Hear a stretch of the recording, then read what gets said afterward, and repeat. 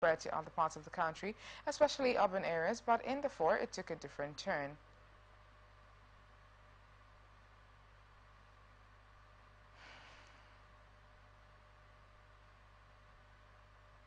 With brutal civilians.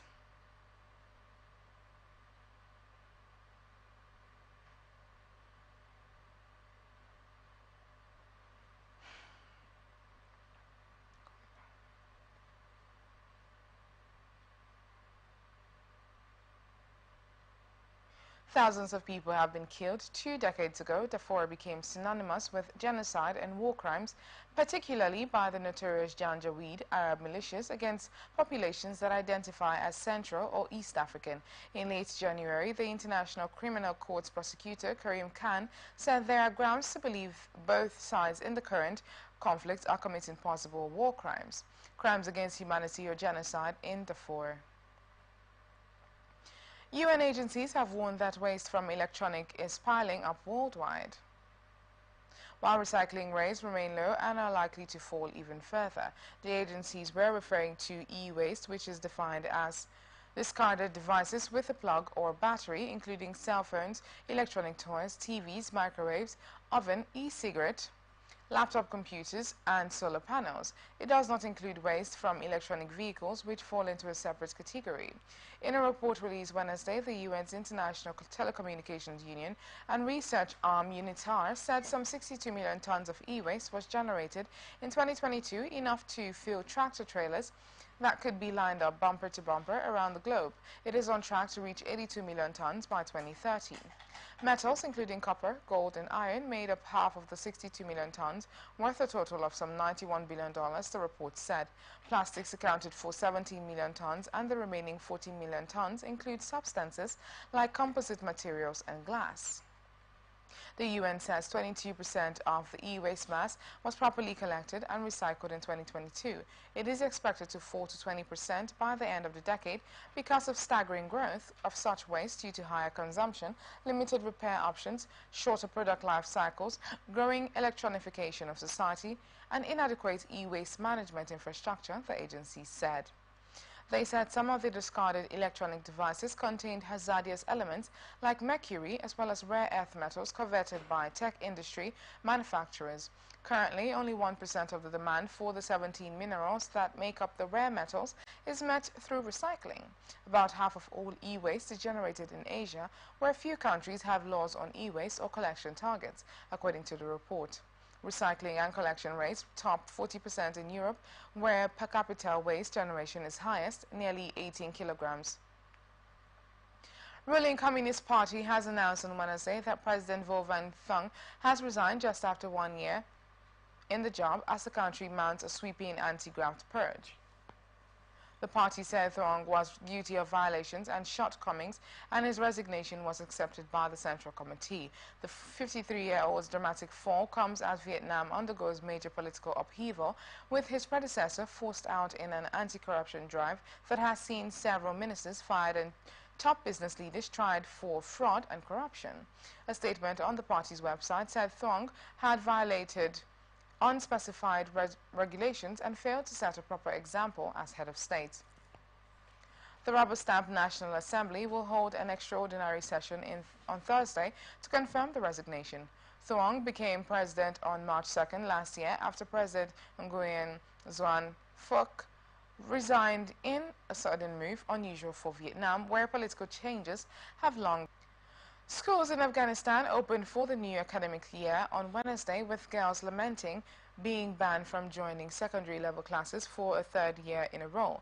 Taliban authorities barred girls from secondary school in March 2022 after surging back to power in 2021 and imposing an austere vision of Islam which curbs the United States nation's labels gender apartheid. On Wednesday, uniformed boys carried black and white Taliban flags as they lined the entrance of Kabul's Amani School, where local officials arrived for the ceremonial start of the school year.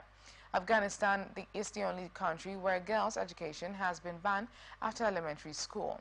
Online classes have sprung up in response to restrictions, but the dearth of computers and internet, as well as the isolation of learning via screen, makes them a poor substitute for learning in person. An Indonesian search and rescue ship on Thursday located a capsized wooden boat that had boats, and another 59 were being saved by the Indonesian craft.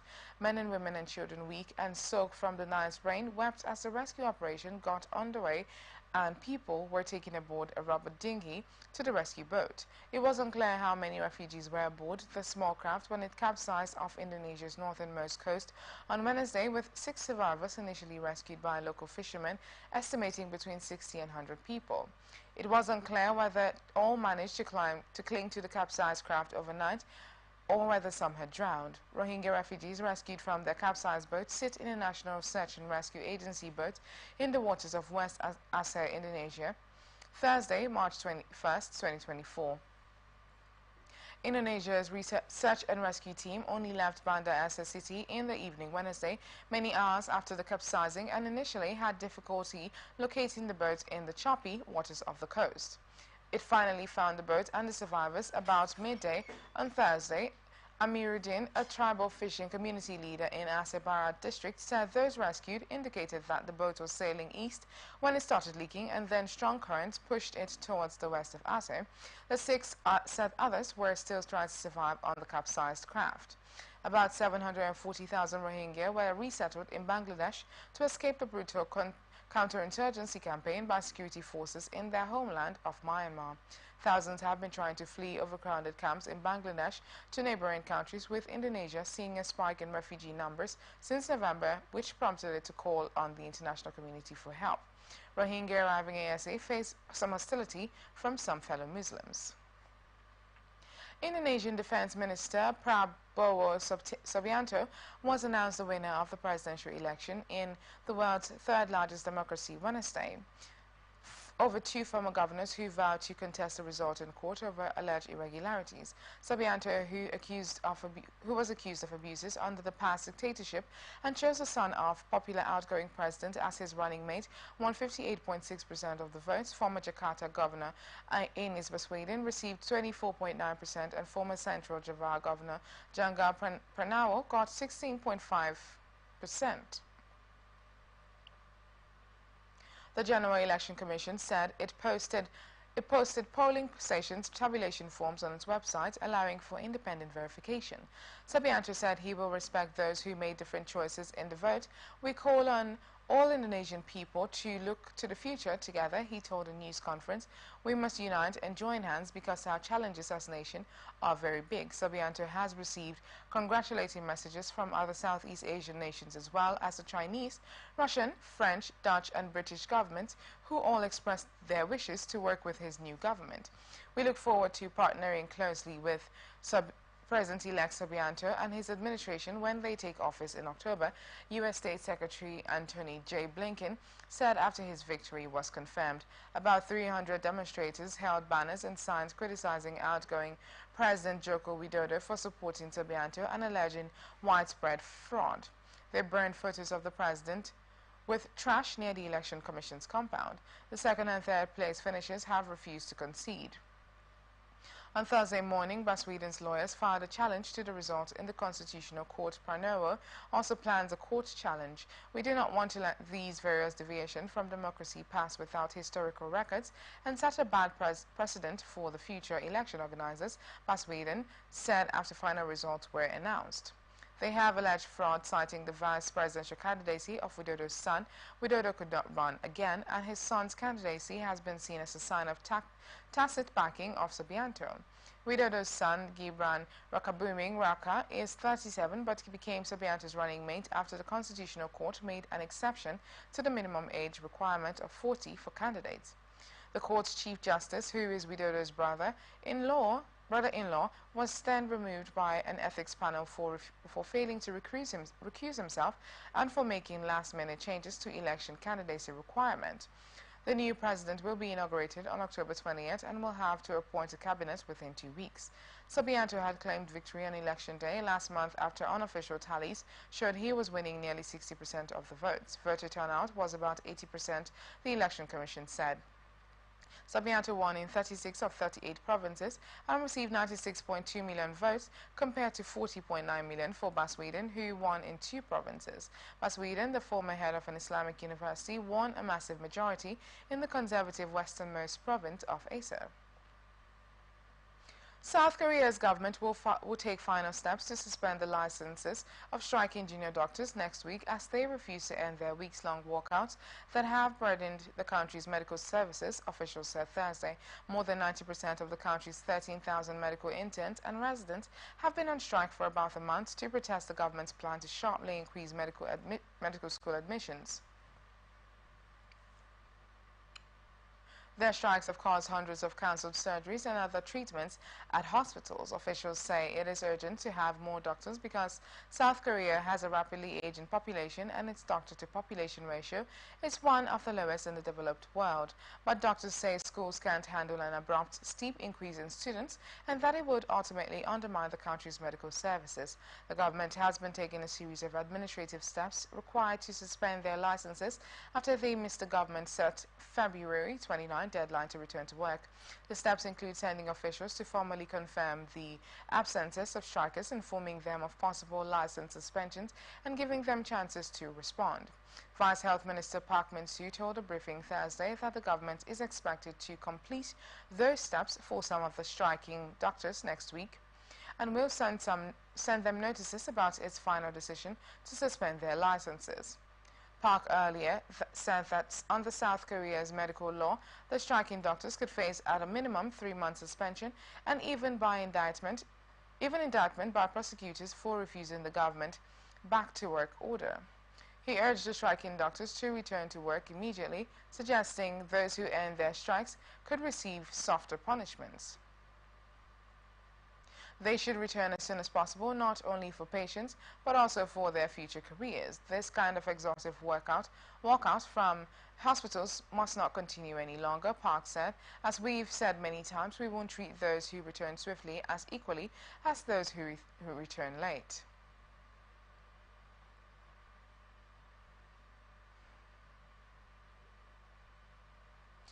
A Russian border region being pounded by Ukrainian shelling and drones is expanding its closure of schools and colleges amid a major evacuation plan. Authorities announced Wednesday that Kyiv forces extend their campaign of long-range strikes that aim to put the Kremlin under pressure.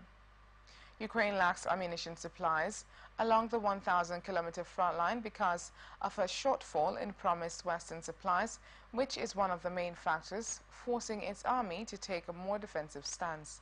But at the same time, it's attacking oil facilities deep inside Russia and seeking to unnerve Russia's border regions. Some Belgorod schools near the border will close early before school holidays, Regional Governor Yashevlav Gladkov announced after Ukraine shelling continued to cause deaths and injuries among the local population. Schools in and around the city of Belgorod will close Wednesday through Friday, he said. Also, universities and colleges will switch to remote learning, and clubs and cultural, sports, and other educational institutions will stay closed. The measures were announced a day after the governor unveiled plans to evacuate about 9,000 children from the region and several days after a rubber-stamp presidential election in Russia in which President Vladimir Putin extended his rule in a landslide. Despite the attacks, the official voting turnout in Belgorod region was 87% and Putin officially captured 90.66% of the vote, which has been described as a sham by Ukraine and its Western allies. Ukraine's attacks on Russian soil have embarrassed the Kremlin. A December 30th artillery strike on the center of Belgorod city killed 21 people, including 3 children, local officials said. Putin vowed Wednesday to provide support for Belgorod civilians who have lost their homes and businesses. There is a lot to do, and we will do everything which depends on us, he said at a televised meeting at the Kremlin. Of course, the primary task is to ensure safety. There are different ways to do this. They are not easy, but we will do it. European Union lawmakers agreed Wednesday to renew Ukraine's import rates, which have been in place since shortly after Russia invaded, while adding protective measures for agricultural products such as grain and honey to address the concerns of farmers across the 27-nation bloc. Farmers angry at red tape and competition from cheap imports from select countries have been vehemently protesting in recent weeks across the bloc. Poland was among the countries leading the charge against duty-free imports after Polish farmers blocked border crossings with Ukraine in February, spilling Ukrainian grain and burning tires as they intensified a nationwide protest against the import of Ukrainian food and European Union environmental policies. Under the deal struck in the early hours of the Wednesday, the EU would renew its temporary suspension of import duties and quotas on Ukrainian agricultural exports to the bloc. First granted in 2022 to support Ukraine in the war against Russia, however, it comes with a reinforced safeguard that will force the EU's executive arm, the European Commission, to reintroduce tariff rate quotas of imports of poultry, eggs, sugar, oats, maize, groats and honey surpassed the average volumes imported in 2022 and 2023. This would limit cheap imports of those goods with the goal of keeping domestic farmers competitive in the markets for such staples. The contingency initially covered poultry, eggs and sugar, but was extended to oats, maize, groats and honey. EU lawmakers said they also attained firm commitments from the Commission to take action if there is a surge of Ukrainian imports of wheat. Parliamentary Rapporteur Sandra Kalniete said the deal struck a good balance between the needs to stand by Ukraine and to preserve EU farmers' interests. Russia's targeting of Ukraine and its food production also impacts EU farmers. She said the Parliament heard their concerns and bolstered safeguard measures that would elevate the pressure on EU farmers should they be overwhelmed by a sudden surge in Ukrainian imports. The deal struck on the eve of a summit of EU leaders in Brussels now needs to be formally approved by both the Parliament and member countries to enter into force in early June and extend to June 5, 2025. A German federal court said Wednesday it had rejected a woman's appeal of a 14-year sentence for allowing a 5-year-old Yazidi girl and her husband enslaved when they were members of the Islamic State group in Iraq to die of thirst in the sun. The defendant, a German convert to Islam, was convicted in October 2021 of, among other things, 2 counts of crimes against humanity through enslavement, 1 case resulting in death, and membership in a terrorist organization abroad. She was initially given a 10-year sentence, which was overturned by the Federal Court of Justice on the grounds that judges had erred in sentencing the defendant for a less severe case of crimes against humanity and overlooked aggravating circumstances. A new sentencing hearing for the woman, identified only as Jennifer W. in line with German privacy rules, ended in August with a 14-year sentence. The court said Wednesday it rejected her appeal as manifestly unfounded. The statement on the ruling didn't specify on what grounds she appealed. The girl died in Fallujah, Iraq in August 2015. At the original trial, the court found that the defendant did nothing to help the girl, who had been chained by her husband in the courtyard. Although doing so would have been possible and reasonable, the couple also enslaved the girl's mother.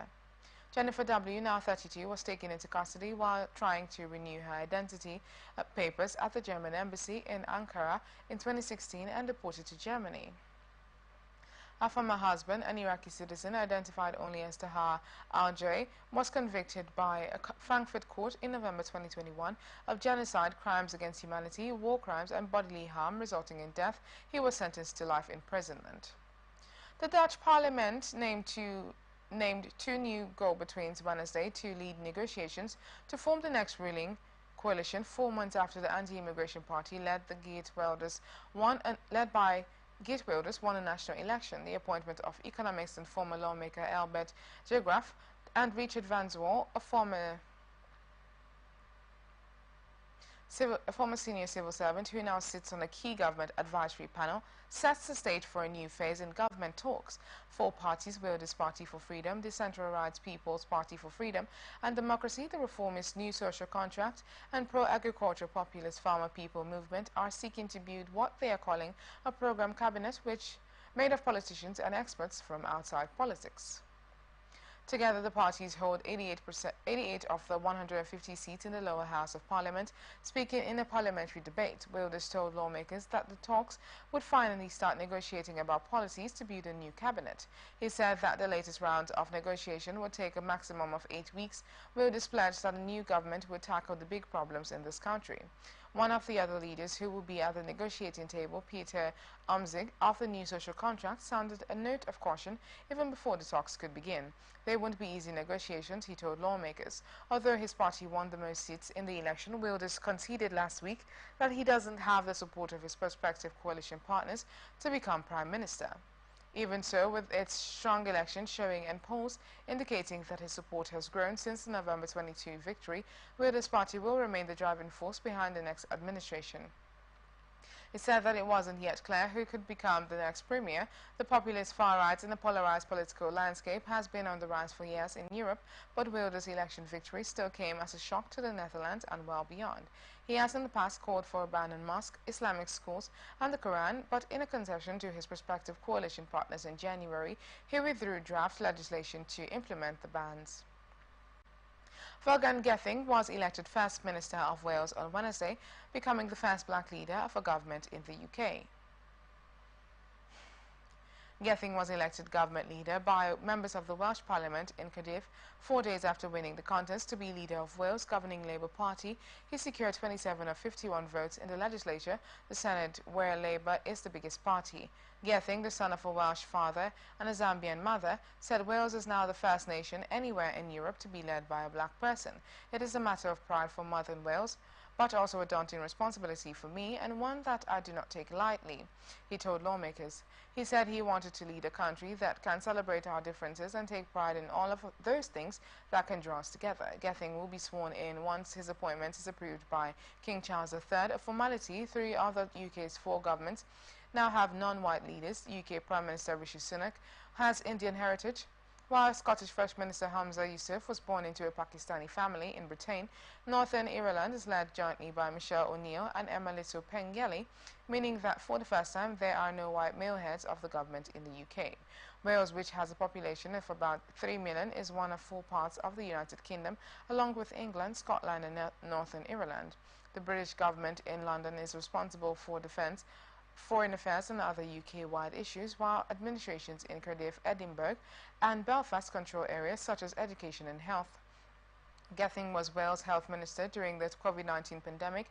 As Economy Minister since 2021, he has had to deal with fallout from Tata Steel's plan to close both blast furnaces at its plant in Port Talbot, eliminating 2,800 jobs at one of Wales' biggest employers.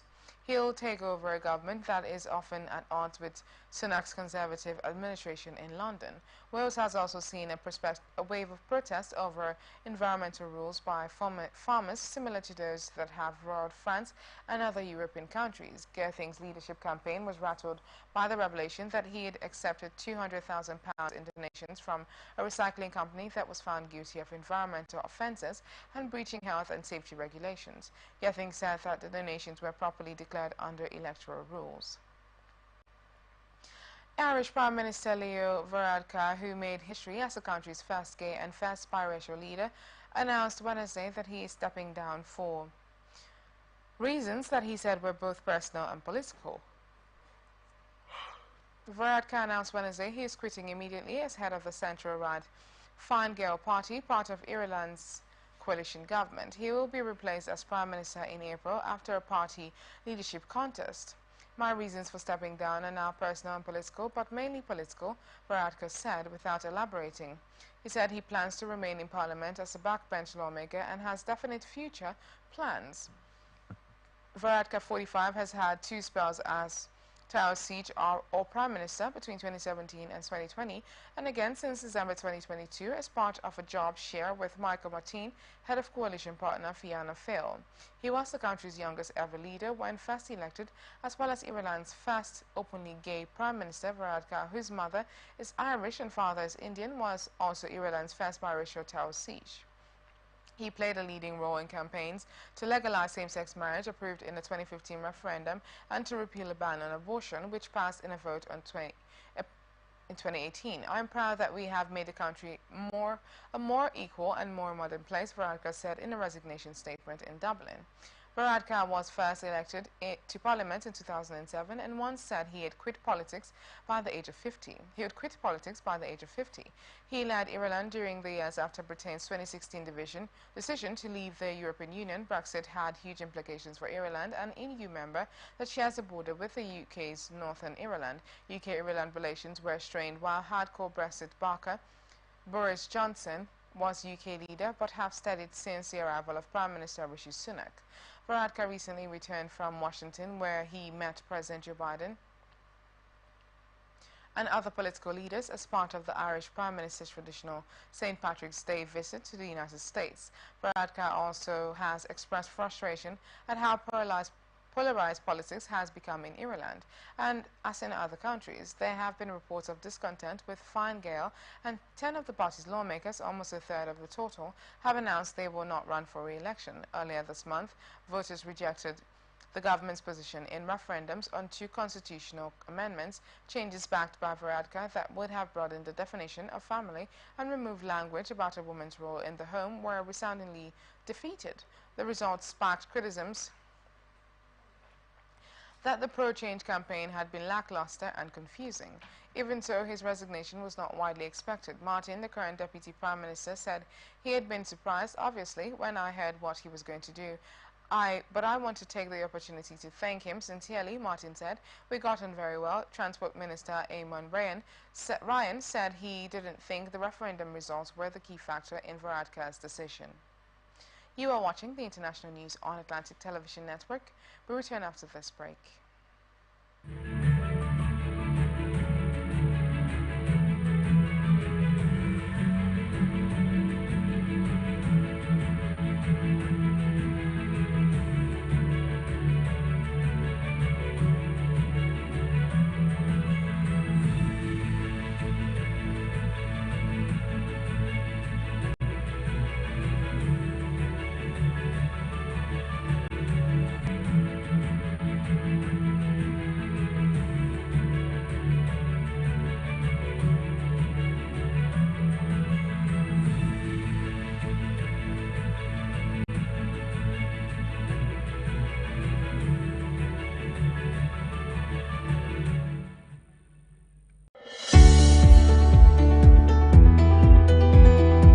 People into the country illegally. That is amazing. Honorable You human trafficker. Honorable For a human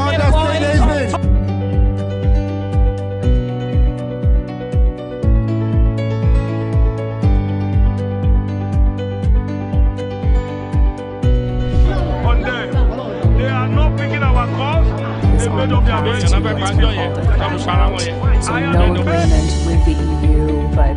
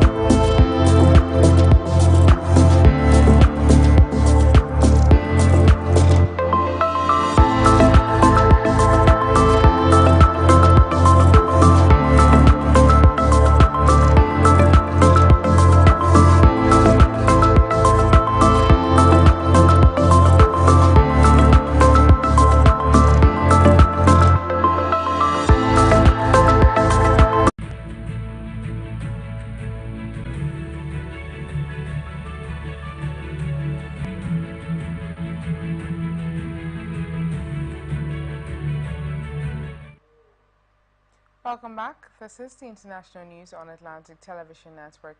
Now the rest of our stories.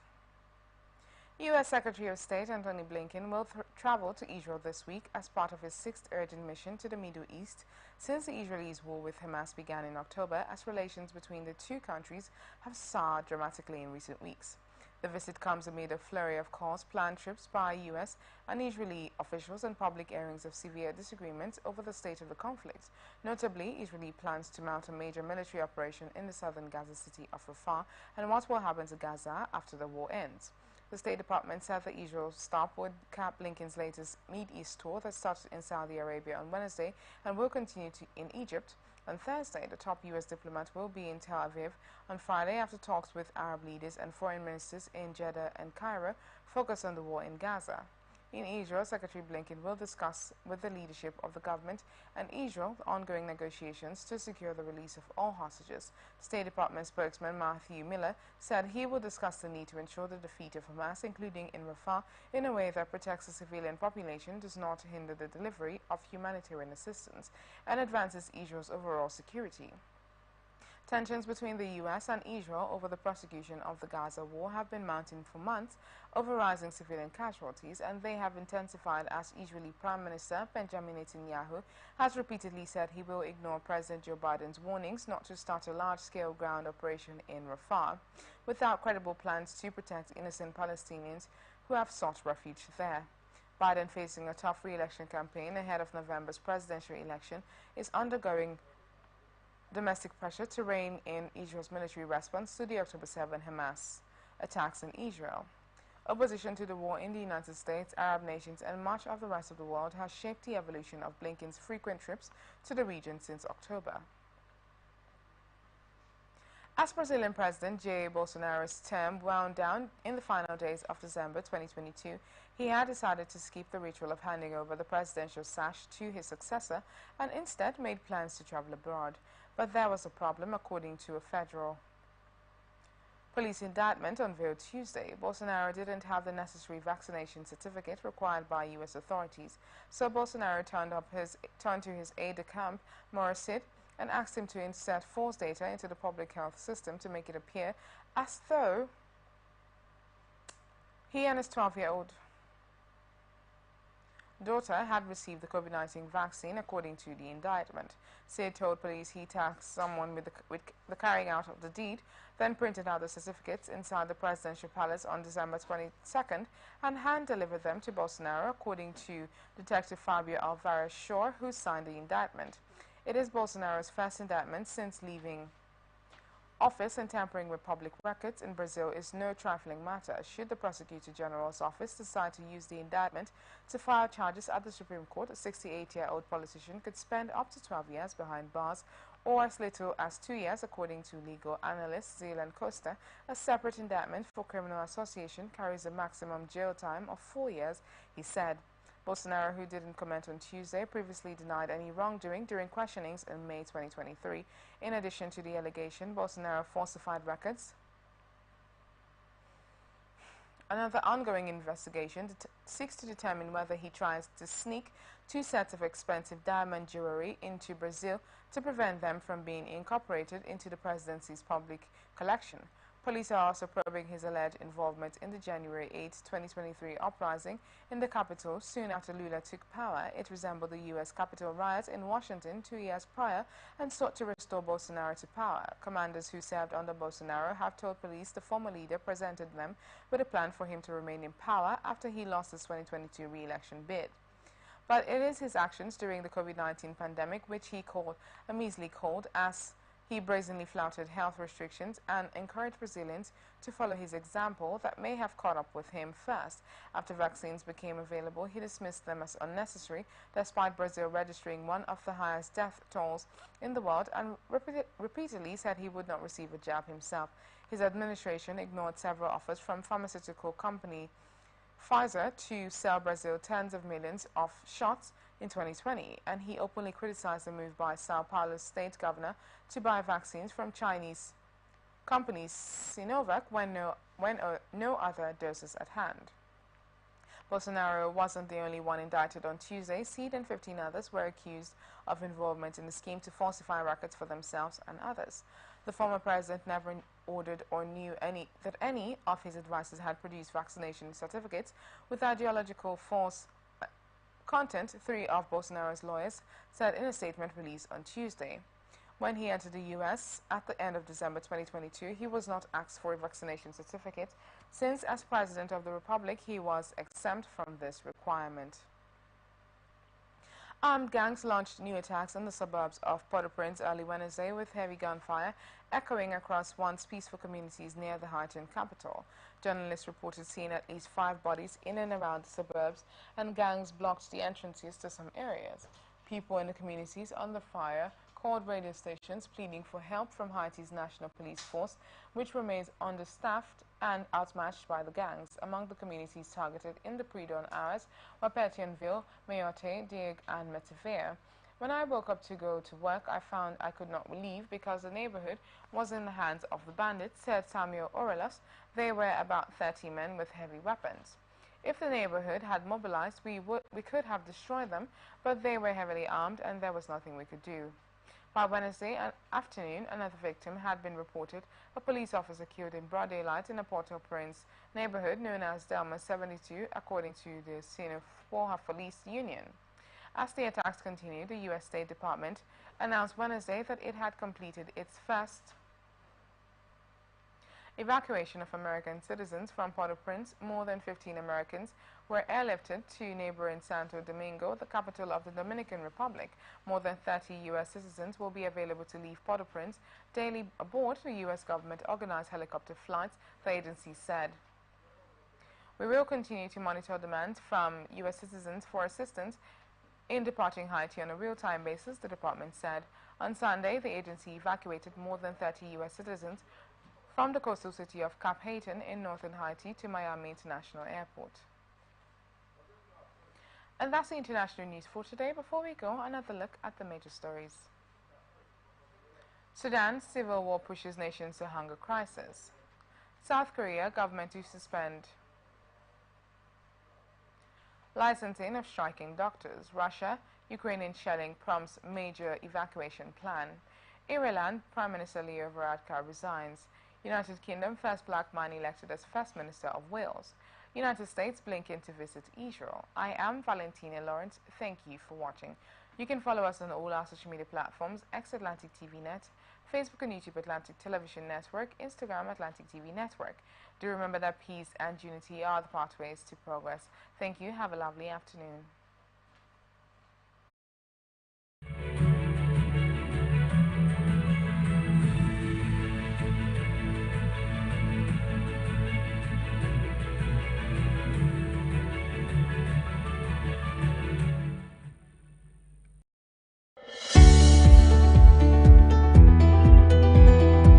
People into the country illegally. That is amazing. Honorable You human trafficker. Honorable You are a human.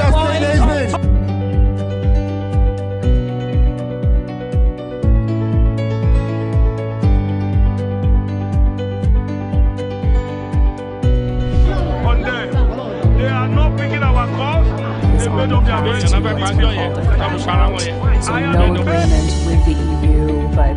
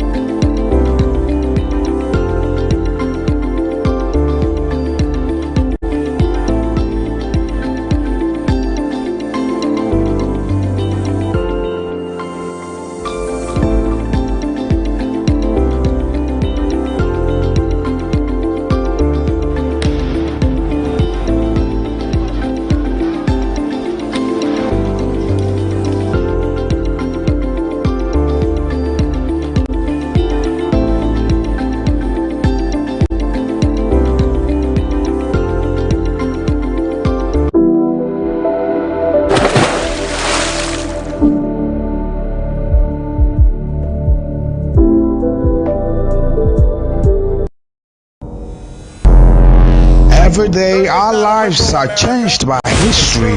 We are one people, all of us. Leaders, politics. Nobody's ambition is what the blood. I have fought very firmly. Natural occurrence, war, and the world economy. I belong to everybody, and I belong to nobody. ATN covers it all on ATN Politics today.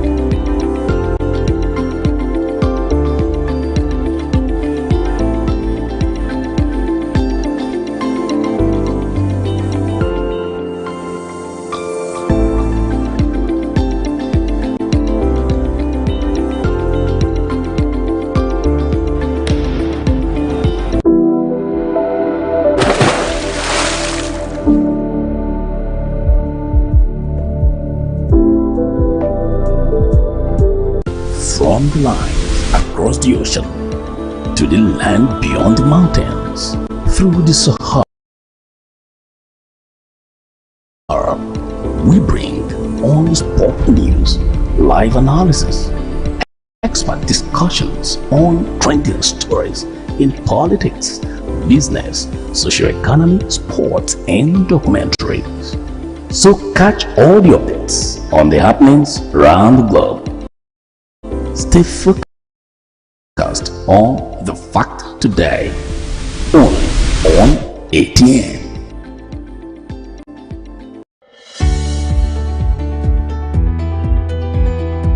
People into the country illegally. That is amazing. You human trafficker. Honorable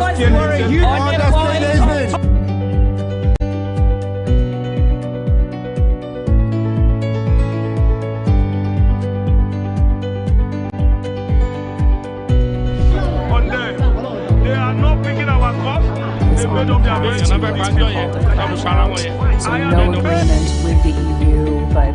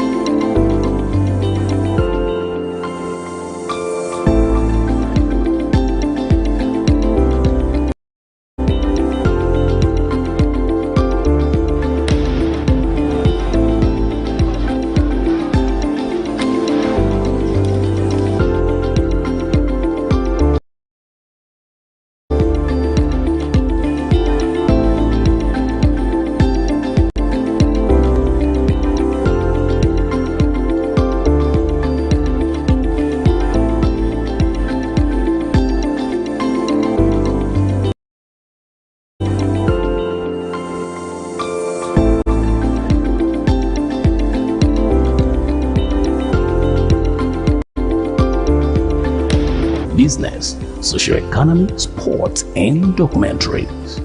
So catch all the updates on the happenings around the globe. Stay focused on the fact today, only on ATN.